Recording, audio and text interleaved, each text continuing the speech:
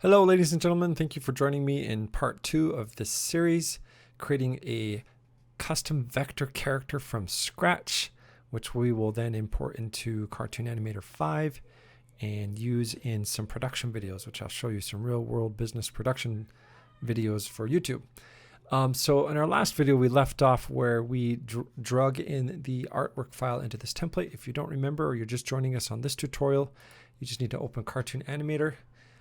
Click on this create character button here and human template SVG, and that's going to open it up in your editor. My editor is set up as Adobe Illustrator. If you need to set up yours, you go to edit, preferences, vector, and you choose your vector software. Mine is Illustrator in this case.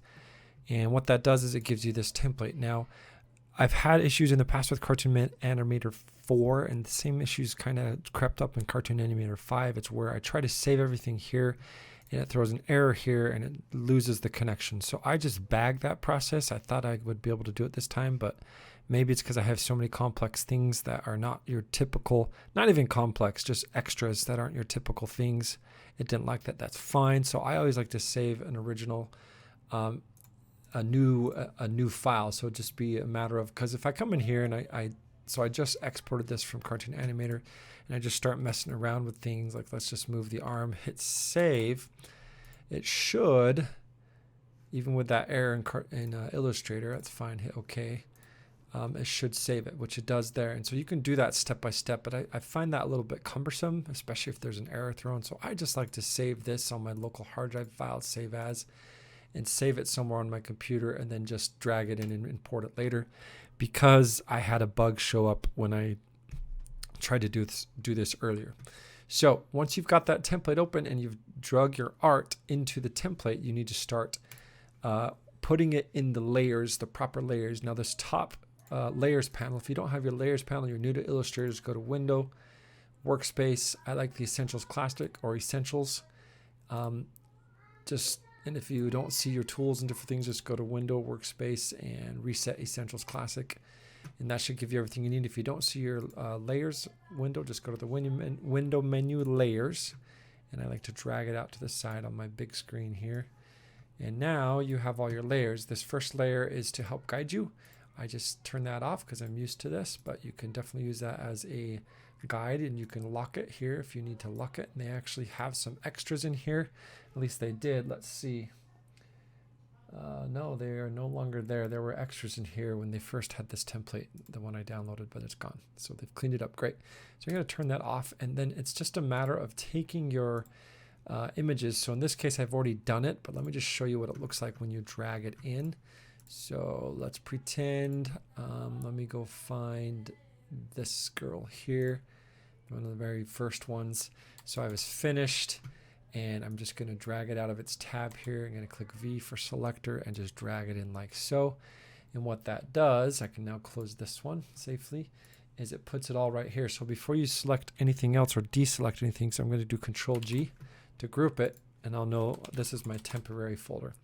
And then it's just a matter of moving piece by piece into the folder layers. I wish there was an easier way to do this, but this is the way right now with Cartoon Animator 5. Hopefully they come up with one where you just do it in there. You can create a character in the software. It's a little bit different. For example, I could take this guy, go into composer mode. It's going to disconnect, and I could just start clicking on different sprites. So for example, I'm going to click on this one and go to the sprite editor, and I could just replace that face with one that I've made, right? And so you can do it that way, but I find that super tedious and hard to do if you're trying to create one from scratch and create an entire character. So I tend to avoid doing it this way, but you can come in to a character and just edit something like that. And I'll show that in a further tutorial when it's needed. But I like to make tutorials on an as needed basis. And so we're just going to learn the skills that we need for what we're trying to do. I'm not going to show you everything here. This is a learning experience, but I will show you the important parts. So now that I've got the human template open, I'm going to close out of that one and go to the one that I saved previously and just show you kind of what we're looking at. I'm going to bring the layers panel here front and center. Oops, go back to Illustrator. And what we've got 3 main folders with their subfolders, and in this one is the RL Bone Human. And there are timestamps in the description below that I'm working on, where you can skip this if you're familiar with it, but we're going to go through each one of these. This will be our bone folder, and all this is doing is you're putting these bones that the template has provided where you want them to go for your custom character. The object pivot is important to put down where you want it to pivot at the heels of the character. So in this case, I just put it down here. Then you've got your root that goes down with that. And then each one, toe nub, they're kind of self-explanatory. You just want to make sure that they're in the right place. Now with the foot, typically you have this as the heel. So the R foot 2, then we have R foot 3, and then the toe is going to go out here, and then the toe nub. So that's kind of your heel, but in this character, the heel is back there because it's a front-facing shoe. I'll probably add a side-facing shoe a little bit later. And then it's just putting them in their places. I like to make sure that the hip ones are centering. If I were to draw a circle right here, that's where I want the center of that hip bone right there to be, so that it's pivoting in the center of my leg and the hip, and so it looks really nice. So that's what you're trying to do there. So I'm going to delete that, and you're just going through and aligning everything with each of these bones. You want to make sure that it's covering part of your artwork. So in this case, this is covering both the hip area, so there's a spot where it's going to rotate, and the arm itself. And yeah, so when you're working on this, you want to pay attention to the neck. This is going to be the beginning of the neckline. This is going to be the head where it goes, and this is going to be the head nub. And in the past, I'm going to try this anew. I've had the head nub. You're supposed to put it up here, but it does this weird wobble effect, and you can see that in one of my first tutorials with the turtle, Mr. Frank, I think I called him the turtle. And to fix that, the workaround was to put it right here at the neck. The nub of the neck here behind this. So that's what those bones are for. You just need to put them where they go. Now it is important to add the bones that you're missing, and let me show you that here in the head bones. Now with the head bones, typically I add more because I have things like facial cheek blushes. In this case, I have eye expression lines, and then I have a headband. And so if I come in here and I look, I've actually added a back hair 02. I've added a cheek blush right, cheek blush left, eye lines right, eye lines left. And what these little crosshair bones are supposed to do is identify where the software places each of these elements. And if you needed an extra one, you're just going to copy it. So I had to do a front hair left and right. There's just a normal front hair. And you just got to pay attention. If you rename anything here in the bonehead folder, it's got to match right here in the RL image folder. So here in the RL image subfolder, RL image head, I have front hair R colon, front hair R colon. And you just got to make sure you have one of these bones for each major folder, subfolder in the RL image head. So down here I've got back hair 02, and I created one of these back hair 02 so that the Cartoon Animator knows it's there. Now, if you do forget this, there is a way to add it in Cartoon Animator in the bone structure, but I find it's easiest just to get used to the process here and just get everything set up here in perfection, and then bring it in, and then you get to deal with the 360 head in Cartoon Animator. So again, it's just step by step, piece by piece, putting things where they go. I have done this. I'm going to start a time lapse here now. But it's just making sure you've got things in their proper folders. You do need to make sure that their folders keep the colons there. And I've noticed, and I've just tried to think like a programmer, underneath each one of these, they have a subfolder. So for example, under left arm, there's a left arm with a colon, and they had a -2. I'm asking them about that. I'm not sure what that means. I just left it. But as long as you're underneath here and you've grouped everything, it doesn't matter what I put in here. It'll have that as long as you have this and this. Now let's say I wanted to create a second arm version. You can do that. I can copy this folder and do L arm, and then let's just call it 2. And now technically if I came in here and did like a different sleeve or something, Cartoon Animator will pick up both those sleeves, and we'll try that and we'll experiment a little bit. First, let's go through that time lapse. I will have a timestamp down below. You can skip the time lapse, but it shows me putting everything into its proper folder. So here we go.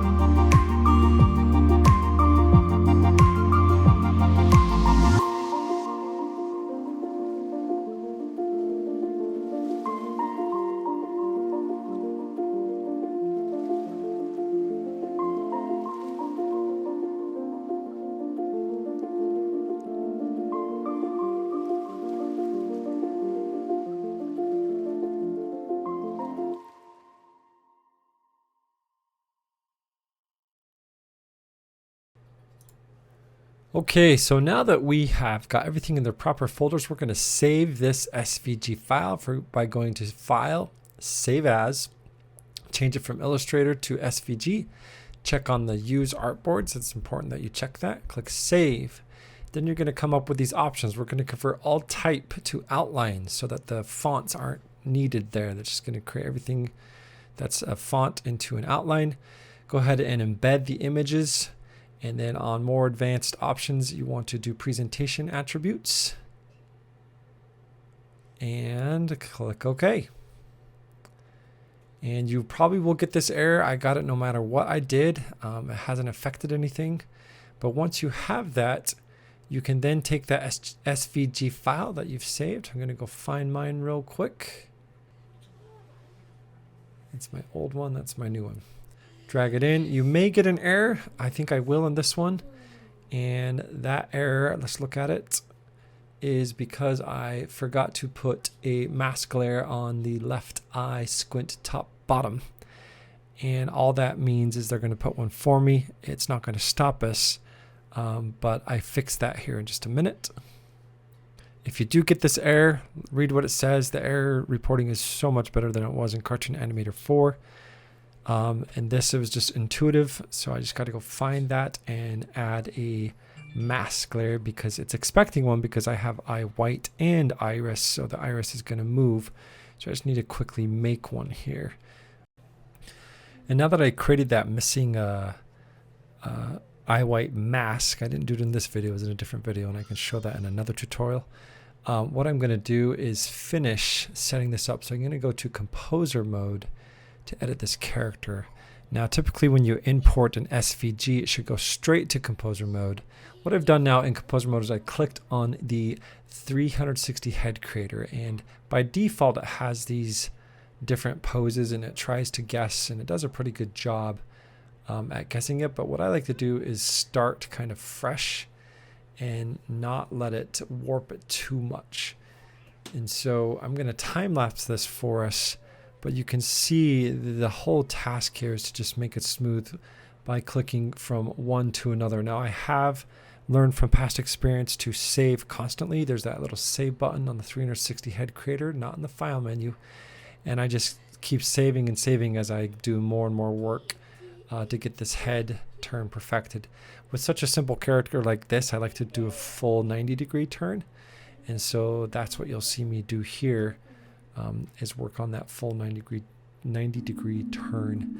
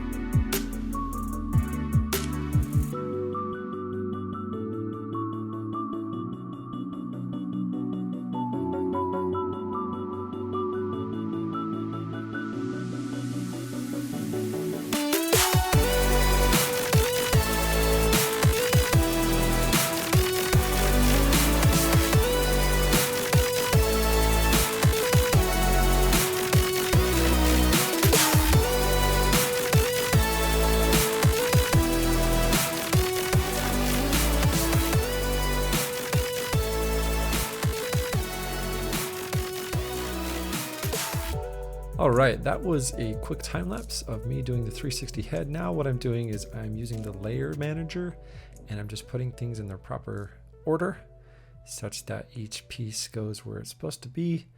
Now with a character like this, as I may have mentioned before, I didn't do separate arm joints and sprites. I did one long arm. It has its advantages and its disadvantages. I like the style of the bouncy boingy arms and legs for something simple like this, but typically you'd want to separate the arms out so that you have the ability to put the forearm in front of the hip rather than the entire arm. So with this outfit, I had to put you have to put the entire arm in front of it in order for it to show in front of the hip, and I'll show you that in an animation cycle. Here I'm going through and I'm going to create some bones for the spring bones. And here I am going through, I'm turning on wireframe.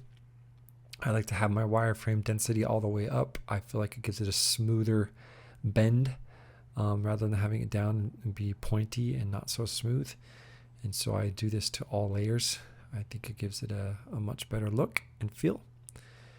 And that's something I do whenever I create a new character, just up front. When you add spring bones, if you take, let's say, this back hair, and I wanted this back hair to move, or this front hair here, or even the headband, and I wanted this to have a spring bone. If I come in here to the bone editor and I add a bone to this piece right here, front hair, and let's say I just wanted to do this, okay? If I go into the spring editor and let's just create a new folder. I like to do it this way and call it hair. Oops, Harold. If I come in here and I click this here and I assign everything to the hair group, and for some reason, this is another bug, I can't click on it here in the visual editor. I have to go over here and click on it. It's super frustrating. So see how I'm on front hair 0 and then front hair.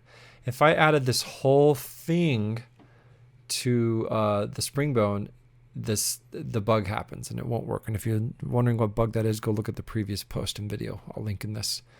I have to always treat one bone as if it's not a spring. Always, always, always. And so if I assign these ones and not this one, it'll work. And I'll do that throughout each one. So let me just load the object profile and show you what that looks like. And so this is my previously saved object profile. I'm just gonna hit OK on everything. And it should, there we go, bada boom. So on this one, if I go to springs, this won't work. And let me show you that. If I come over here and I go to the face key editor, I get that bug. See how this isn't moving and the bangs aren't moving. Wherever there is spring bones, it's not working. That's the bug. You have to come back in, click on the head. You have to come into the bone editor. Okay, first you have to take off all these. So remove from group, remove from group, remove from group, and remove from group. Now that they're all removed, I need to make sure that I've created an extra bone on all of these. And that bone is going to be the one that doesn't get added to the spring bone, and it has to be the original bone. So even though I added this extra bone here, if I do it still, it has to be this original bone. So when you're doing spring bones, the original bone cannot be a spring bone. And so if I come back in and I add, let's say, the front hair here, and I click on that, assign, and then I click on the left hair, and I click on this bone, assign. So notice how this first bone is no longer a spring bone. Now if I come back and I use this, where did it go? It works great. You cannot have that first original root bone of that sprite object. In this case, the hair bangs, and then the back hair I'll do as well, just to show you. You cannot have the original bone be a spring bone. So let's click on this one, on this back hair bone, and I'm just going to move this bone. Oops. Go to bone editor, move this one up so that original bone's smaller, and I'm going to add a bone to this. And as long as, now let's go to spring bone editor, as long as I only assign those sub bones to the group. It doesn't matter. I did a different one. Then it'll work. But as soon as I add, here, let's go to the back here. Let's assign to group, and then let's go to that one, assign to group. See the original bone? I can assign this top one right here. That's just fine. But I cannot assign the original one, so now it should work flawlessly. And that is just the way it is. And in the beta testing, it wasn't fixed either. So now you see it's this beautiful, it works beautifully. All right, ladies and gentlemen, that's it for this tutorial. Join me in the next one, number 3, where we'll talk about color grouping. So you can group different colors to make different styles of your same character, hair colors, skin colors, outfit colors. The next step I'd want to make on this is to create new outfits, which is quite simple, where you just replace different parts on different bones. But we'll save that for the next tutorial, where we will wrap this character up and start animating her. Appreciate you joining me here. Please like and subscribe, and we'll see you in the next one.